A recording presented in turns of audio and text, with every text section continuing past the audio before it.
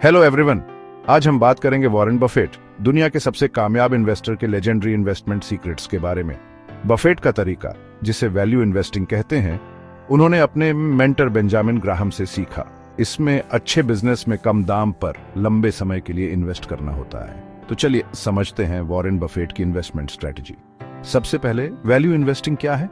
इसका मतलब है किसी स्टॉक को उसकी असली कीमत से कम में खरीदना और लंबे समय तक रखना, मतलब कंपनी की असली वैल्यू मार्केट प्राइस से ज्यादा हो। अब बात करते हैं बफेट के मेन इन्वेस्टमेंट प्रिंसिपल्स की। नंबर 1, जिस बिजनेस को समझते हो उसी में इन्वेस्ट करो। बफेट सिर्फ उन कंपनीज में इन्वेस्ट करते हैं जिनका बिजनेस मॉडल उन्हें पूरी तरह समझ आता है। याद रखें, वो टेक्नोलॉजी कंपनीज से सालों दूर रहे क्योंकि उन्हें उनका बिजनेस समझ नहीं आया। नंबर 2, स्ट्रांग मैनेजमेंट टीम बहुत जरूरी है।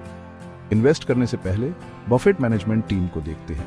वो ईमानदार, दूरदर्शी और काबिल लीडर्स ढूंढते हैं।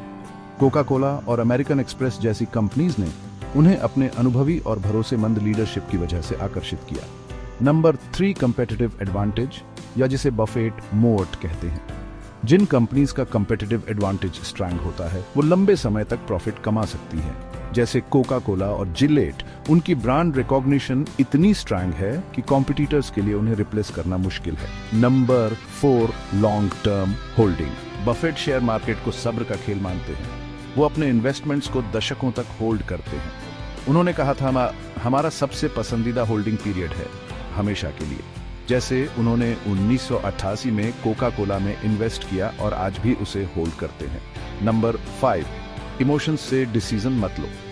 बफेट मार्केट के उतार चढ़ाव से घबराते नहीं हैं। उनका मानना है कि जब मार्केट में डर होता है तब अच्छे स्टॉक्स खरीदने का मौका होता है। उनका फेमस कोट याद रखें, जब दूसरे लालची हों तो डरो, और जब दूसरे डरें तो लालची बनो। 2008 के फाइनेंशियल क्राइसिस में बफेट ने कई अच्छी कंपनीज में इन्वेस्ट किया और बाद में बहुत प्रॉफिट कमाया। नंबर 6, फाइनेंशियल स्टेटमेंट्स को एनालाइज करो। इन्वेस्ट करने से पहले बफेट कंपनी के फाइनेंशियल्स, अर्निंग स्टेबिलिटी, कर्जे, प्रॉफिट मार्जिन और कैश फ्लो को ध्यान से तलाशते हैं। वो कम कर्ज वाली और लगातार प्रॉफिट बढ़ाने वाली कंपनीज चुनते हैं। तो बफेट का तरीका कैसे काम करता है? पहले, अच्छी कंपनीज पहचानो, स्ट्रांग ब्रांड, कम कर्जा और ज्यादा प्रॉफिट वाली। दूसरा, सही दाम पर खरीदो जब उनकी कीमत असली वैल्यू से कम हो। तीसरा, लंबे समय तक होल्ड करो, मार्केट के उतार चढ़ाव से मत डरो। और आखिर में, डिविडेंड और कंपाउंडिंग का फायदा उठाओ। बफेट को रेगुलर डिविडेंड देने वाली कंपनीज पसंद हैं। चलिए देखते हैं बफेट के पोर्टफोलियो के 3 बड़े स्टॉक्स।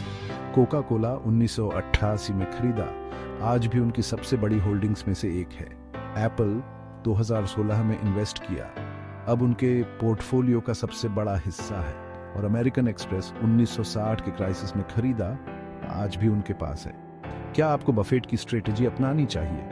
अगर आप सब्र वाले इन्वेस्टर हैं और लॉन्ग टर्म कंपाउंडिंग से फायदा चाहते हैं तो ये स्ट्रेटेजी आपके लिए हो सकती है।